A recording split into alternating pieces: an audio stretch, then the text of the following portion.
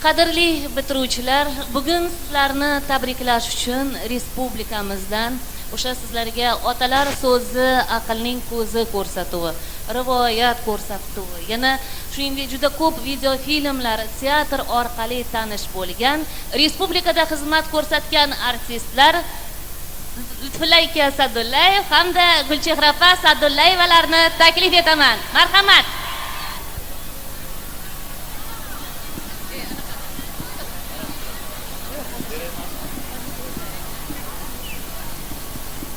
Yurtimiz farzandlari mening farzandlarim. Ular mening himoyamda. Bu yurtboshimizni dil so'zlari.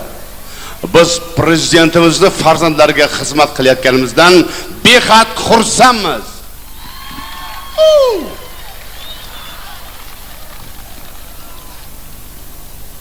Xalqimizni aqlli gaplari ko'p, shulardan biri oltin olma, duo ol, duo oltin emasmi?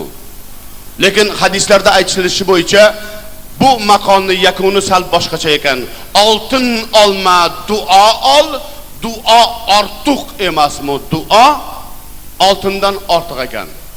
Rivoyat qilishlaricha qadim o'tgan zamonda bir yosh bola ko'chada o'ynab yuradi, bir xalta oltin topib oladi. U paytda nafaqat kattalar, yoshlar ham birovni haqidan qo'rqar ekan. Egasini qidirib ketadi.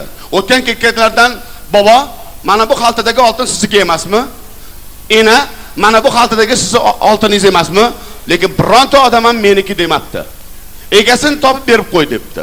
Egasini topib berib qo'ya olmagandan keyin, topolmagandan keyin uyga olib kirib, paxsa devorning yoniga qo'yib, ota-onasiga bir xalta oltin topib oldim, egasi topilib qolsa berib qo'ying deb, bola ko'chaga o'ynagan chiqib ketdi. Ko'chada o'ynab yurib bir payt jarchilarni ko'rib qoldi. Jarchilar odamlar, bog'da bitgan bodomlar, eshitmadim demanglar, eshitganlar jilmanglar. Falonchi Dahada yashovchi falonchi savdogar boy savdodan qaytib kelayotganda bir xalta oltinini tushirib qo'ygan. Kimda kim topib olib borib bersa, sovg'asi, ehsoni bor ekan. Bola yugurib keladi, xaltadagi oltinni men topolganman, hozir olib chiqib beraman deganda jarchilar falonchi Dahadagi falonchi savdogar boyni qo'liga o'z olib borib topshirib, ehson sovg'asi bor deyshadi, otini choptirib ketadi. Bola uyga kirib xaltadagi oltinni ko'tarib, to'ppa-to'g'ri o'sha Dahaga boradi, savdogar boyni uyini qidirib topadi, eshikni taqillatadi, ichkaridan bir nuroniy qariya ochadilar. Bola salom beradi, qariya ali oladilar. Bola, "Mana shu xaltadagi oltin siznikimi?" desalar, qariya "Ha, meniki" deydi. "Omonatingizni oling, men topib olgan edim." Shunda qo'llariga topshirib qaytib ketayotganda qariya to'xtatib, xuddi katta odamlar suhbatlashganday, avval ismi sharifini, qayerda so'rashini so'raydilar. Bola javob bergandan keyin ichkari uyga taklif qiladilar. Bir piyola choy quyib berib, "Bolam, bu xaltada qancha oltin borligini bilasizmi?" desalar, "Bilmayman" deydi. 1000 tillo bor. Va'da bo'yicha shundan 10 dan biri 100 tillosini sizga beraman deydi. Bola rahmat dedi.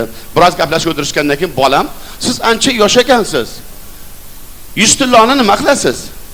90 tillo bersam nima deysiz?" Bola qo'li ko'ksida, "Siz nima desangiz shu otaxon" dedi. Yana biroz gaplashib o'tirgandan keyin qariya 80 tilloga, keyin 70, 60, 50, 40, 30, 20, 10 tillogacha. Bolaning rangi ro'yi o'zgarmaydi.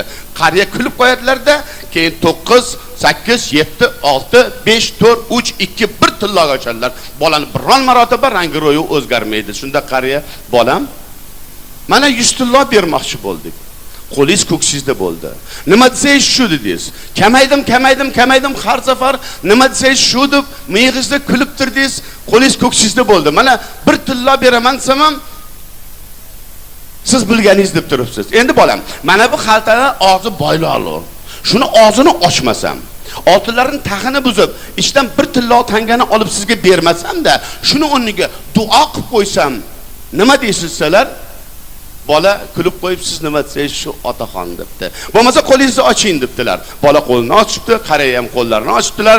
Qariya "Bismillahirrohmanirrohim" deya uzundan uzoq bir narsalarni pichirlab, osmonga bolaga xaltaga qarab, "Allohu akbar" deb fotiha tortibdilar. Bola ham fotiha tortibdi. Bolaga ruxsat berdilar. Bola yaxshi kayfiyatda uyiga kelib, ota-onasiga bo'lgan voqeani aytib bersa, ota-onasi "Juda yaxshi qilibsiz bolam. Oltinni olib kelganingizni ishlatib yuborardik. Yo'qsa o'g'illab ketardi. Duo olib kelibsiz. Duo umrbod sizga hamroh bo'ladi deyishibdi. Haqiqatan ham bolaga duo umrbod hamroh bo'libdi. Katta yigit bo'libdi, vaqt soati yetib, uylanibdi. Bir hafta 10 kun o'tgandan keyin kelin bo'lib shunday suhbatlashib o'tirishganda, kelin bo'lmish yigitga qarab turib, "Falonchaka, siz yoshligingizda xaltada oltin topolmaganmi?" desa, "Topolgan edim" debdi. "O'sha oltinlarni nima qilgansiz?" "Egasiga olib borib berganman." "Egasi evaziga nima bergan?" "Duo qilganlar."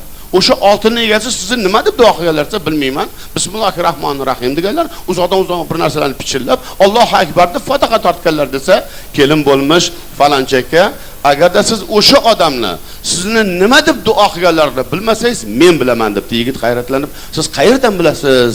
deb so'rasa, kelin bo'lmish, "O'sha savdogar boyni yakka yagona farzandlari qizlari bo'laman. Otam sizni duo qilayotganlarda, bu bola iymon e'tiqodli bola ekan. Bu bola o'zidan kattani hurmat qilar ekan. Bu bola birovning haqidan qo'rqar ekan. Ey yaratgan egam, sendan so'raydigan narsam shukim. Mana shu bolani 7 munchalik sog'lom bo'lib katta yigit bo'lsin. Kasbkorga Alloh barakot ato etsin. Meni bitta qizim bor, shunga uylansin, kuyovim bo'lsin.